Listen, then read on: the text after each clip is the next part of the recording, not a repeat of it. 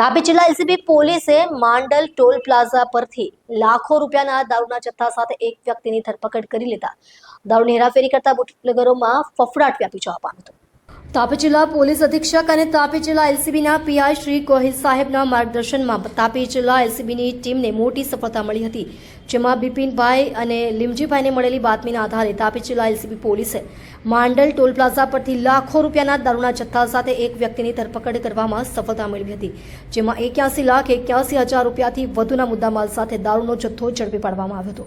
નવાપુરથી વ્યારા તરફ જઈ રહેલ આઈસર ટેમ્પોમાં રાખવામાં આવેલ લોખંડના પતરાના બોક્સમાંથી વિદેશી દારૂનો જથ્થો ઝડપાયો હતો। બાતમીના આધારે માંડલ ટોલ પ્લાઝા પરથી દારૂના જથ્થા સાથે આરોપી અજયકુમાર થોરીની ધરપકડ કરવામાં આવી, જ્યારે આ જ ગુનામાં અન્ય એક આરોપીને વોન્ટેડ જાહેર કરાયો હતો। નોંધવું રહ્યું કે ડિસેમ્બર મહિનાની શરૂઆત થતાં જ મોટા પ્રમાણમાં દારૂનો જથ્થો ઝડપાતા બુટલેગરોમાં ફફડાટ વ્યાપી જવા પામ્યો હતો।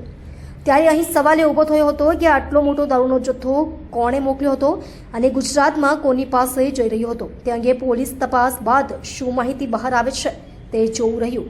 હેતલ કોકણી, તાપી।